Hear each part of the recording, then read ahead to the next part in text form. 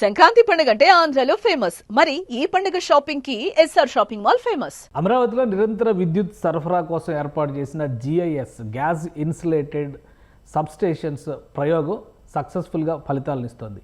ఇప్పుడు అమరావతి మొత్తం కూడా వెలుగు జిలుగులతో కనిపిస్తున్నటువంటి పరిస్థితి. సీడాక్సిస్ రోడ్ నుంచి కీలకమైనటువంటి అనేక ప్రాంతాల్లో విద్యుత్ సరఫరా వ్యవస్థల్ని అధికారులు ఏర్పాటు చేశారు. ఒకసారి సీడాక్సిస్ రోడ్డు పరిస్థితి చూస్తే కూడా మనకు చాలా క్లియర్గా అర్థమవుతుంది.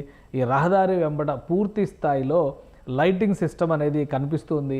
అలానే డే అండ్ నైట్ వర్క్ చేయడానికి, ఎందుకంటే ఈ నెల ఆఖరిలోపు అమరావతి ప్రాంతంలో అనేక నిర్మాణ ప్రక్రియకు సంబంధించినటువంటి పనులు ప్రారంభం కాబోతున్నాయి. ఈ పనుల్ని ప్రారంభించేటువంటి ఉద్దేశంతో రాష్ట్ర ప్రభుత్వం ముందుగా ఇక్కడ అన్ఇంటరప్టెడ్ పవర్ సప్లైని ఏర్పాటు చేయాలనేటువంటి నిర్ణయం తీసుకుంది. అందులో భాగంగానే చైన్ ఆఫ్ సబ్స్టేషన్స్ని ఏర్పాటు చేస్తూ పూర్తి స్థాయిలో ఇక్కడ కావలసినటువంటి వనరుల్ని సమకూర్చింది. ఈ వనరుల్ని సమకూర్చేటువంటి క్రమంలో చూస్తే కనుక సీడాక్సిస్ రోడ్డు మొత్తం కూడా పూర్తిగా వెలుగు జిలుగులతో కనిపిస్తుంది. అలానే ఇప్పుడు ప్యాకేజీల రూపంలో ఇస్తున్నటువంటి రహదారి వ్యవస్థకు సంబంధించినటువంటి ప్రదేశాలు, పని జరగాల్సినటువంటి రోడ్లు. ఎందుకంటే ముందుగా ప్రథమ ప్రాధాన్యంగా అమరావతిలో మౌలిక వసతుల కల్పన కోసం రహదారి వ్యవస్థని బలోపేతం చేయాలనేటువంటి నిర్ణయాన్ని ప్రభుత్వం తీసుకుంది.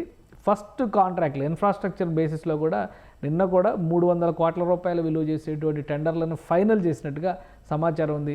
మొదట రహదారి వ్యవస్థ నిర్మాణానికి సంబంధించినటువంటి పనులు మొదలవుతాయి కాబట్టి ఎక్కడ కూడా విద్యుత్ సరఫరా విషయంలో అంతరాయం కలగకూడదనేది ఒక టార్గెట్. అలానే పగలు రాత్రి పనిచేసినా కానీ విద్యుత్ సరఫరా చేసే విధంగా అమరావతి ప్రాంతంలో విద్యుత్ వ్యవస్థలను తీర్చిదిద్దాలని రాష్ట్ర ప్రభుత్వం, ముఖ్యమంత్రి ఆదేశాలు జారీ చేశారు. ఈ నేపథ్యంలో సీడాక్సిస్ రోడ్డు పరిసర ప్రాంతాలన్నీ కూడా పూర్తిగా కాంతులీనుతున్నటువంటి పరిస్థితి ఉంది.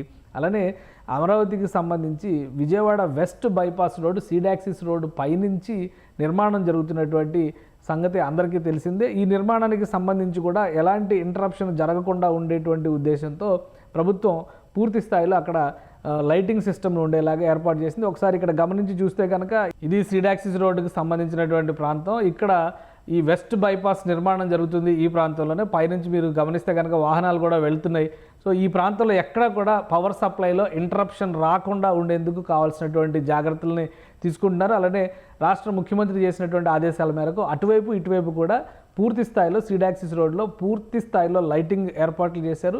ఎక్కడైతే రహదారి వ్యవస్థ నిర్మాణం జరుగుతుందో అక్కడ ప్రథమ ప్రాధాన్యంగా ఎలక్ట్రికల్ వర్క్స్, ఎలక్ట్రిఫికేషన్ అనేది జరగాలనేటువంటి విషయాన్ని రాష్ట్ర ముఖ్యమంత్రి ఆదేశించారు. ఈ నేపథ్యంలో ఈ ప్రాంతం మొత్తం కూడా వెలుగులీనుతున్నటువంటి వాతావరణం కనిపిస్తుంది.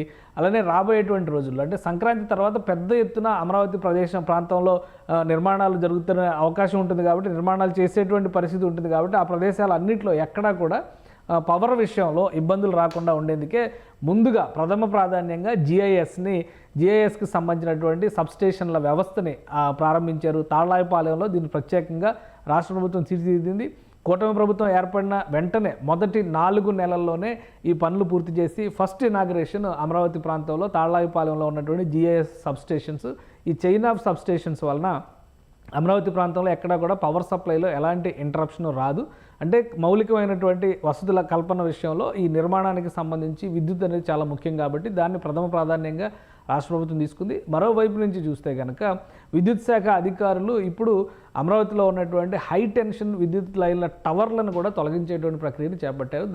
వాటిని తొలగించడం వలన భూముల అలాట్మెంట్లో అలానే ప్రైవేట్ సంస్థల నిర్మాణానికి కూడా పూర్తి స్థాయిలో వెసులుబాటు జరుగుతుంది. ఎక్కడైతే ప్రైవేట్ సంస్థల నిర్మాణ ప్రక్రియను ప్రారంభిస్తారో ఆ ప్రాంతాల్లో మొదటి ప్రాధాన్యం కింద ఎలక్ట్రిఫికేషన్ పూర్తి చేసి విద్యుత్ దీపాలు, అలానే వీధిలో ఉండేటువంటి ఆ రహదారి పొడవునా కూడా కరెంటు సప్లై ఉండేలాగా విద్యుత్ వ్యవస్థలను ఏర్పాటు చేయాలని రాష్ట్ర ప్రభుత్వం ఆదేశించింది.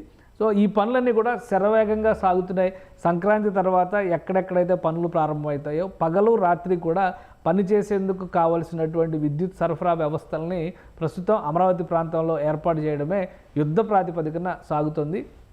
ఈ ఏర్పాట్లకి సంబంధించినటువంటి పర్యవేక్షణ చూసేందుకు ప్రత్యేక అధికారులను కూడా నియమిస్తున్నారు. ప్రస్తుతం ఉన్నటువంటి పరిస్థితిలో ట్రాన్స్కో, జెన్కో ఈ రెండింటిని సమన్వయం చేస్తూ రాష్ట్ర ప్రభుత్వం CRDA అధికారులతో ఒక ప్రత్యేక బృందాన్ని కూడా దీనికి సంబంధించి నియమించింది. కాబట్టి రాబోయే రోజుల్లో ఎప్పుడు అమరావతి ప్రాంతానికి వెళ్ళినా పగలైనా రాత్రైనా కానీ పనులు శరవేగంగా జరిగేటువంటి పరిస్థితి, అక్కడ రాత్రులు కూడా పగలుగా మారిపోయేటువంటి వాతావరణం ఉండే అవకాశం కనిపిస్తోంది.